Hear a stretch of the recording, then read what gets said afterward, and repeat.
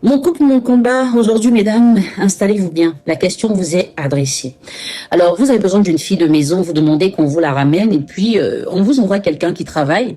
Elle fait très bien la cuisine, elle fait bien le ménage, mais le problème, c'est que depuis qu'elle est là, vos enfants ont commencé à avoir de mauvaises habitudes.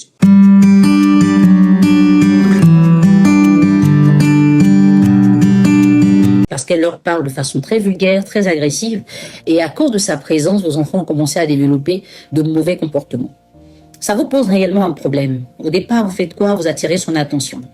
Et même si elle essaie de faire des efforts, c'est tellement naturel chez elle qu'elle n'arrive pas à se mettre vraiment dans les rangs. Et quand vous observez ça, vous vous dites quoi intérieurement? Cette fille-là, je ne peux pas la garder. Sauf que vous ne lui passez pas l'information. Ce que vous allez faire, c'est de dire à la personne qui vous l'a envoyée, ou même à d'autres personnes, de vous chercher quelqu'un qui pourrait la remplacer. Mais en attendant que cette personne arrive, vous gardez la fille. Donc, elle continue de travailler. De temps en temps, vous allez revenir sur son comportement et tout en mode alerte. Dans votre esprit, c'est qu'elle comprenne et qu'elle change. Et si, évidemment, elle réussit à changer, vous n'aurez plus besoin d'une autre personne. Mais elle va des fois prendre pour acquis le fait qu'elle fasse très bien la cuisine, qu'elle fasse très bien le ménage, très bien la lessive. Mais le côté où elle influence négativement les enfants, elle ne va pas s'en préoccuper. Elle se dira, ce que je sais faire est plus que ce que je ne sais pas faire, donc forcément, elle va me garder. Sauf qu'elle ne sait pas que ce qui vous tient le plus à cœur, ce sont vos enfants.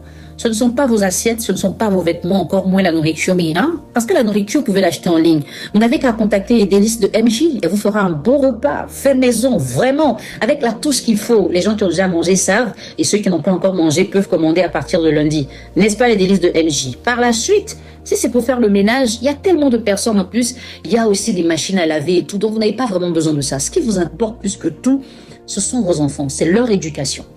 Donc, malgré tout ce que cette nounou peut avoir de bien, le seul défaut qu'elle a fait que vous n'allez pas la garder. Quand vous allez avoir une autre nounou, sera déjà préparée à l'esprit pour dire, écoute, voici le plus important sur cette dame. Et qu'on vous rassure qu'effectivement, au niveau de l'éducation des enfants, vous n'avez pas à vous en faire. Tout ce que vous ferez quand elle viendra, c'est de libérer celle qui est là. Des fois, sans préavis. Vous allez certainement payer son salaire, peut-être même la dédommager, mais vous n'allez pas la garder parce qu'elle ne fait pas votre affaire.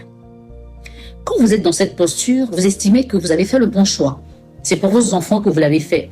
Et vous n'êtes pas obligé de la comprendre, de la supporter, ou même de lui rendre service en la gardant. Parce que vous voulez quelqu'un qui va vous aider avec vos enfants. Vous ne voulez pas quelqu'un qui va pourrir la vie de vos enfants.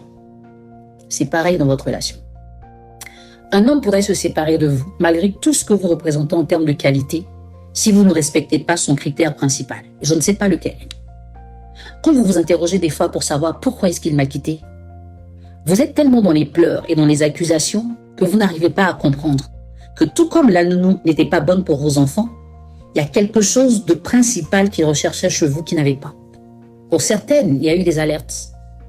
Il y en a à qui on a dit essaie de faire un effort, mais elles ont pris ce qu'elles savaient faire pour acquis.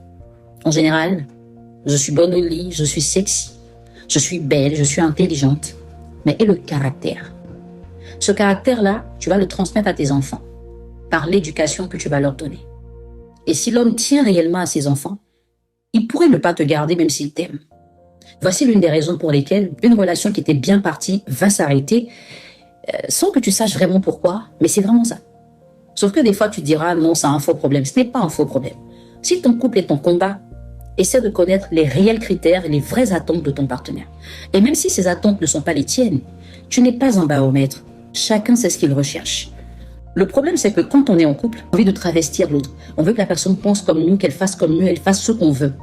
Mais ce qu'elle veut, ce qu'elle pense, des fois, ça ne tient pas réellement à cœur. J'invite à travers cette vidéo à te revoir et à revoir l'état de ta relation. Qu'est-ce qui, selon toi, pourrait faire que ton partenaire interrompt votre relation malgré tout ce qu'il peut ressentir comme amour pour toi?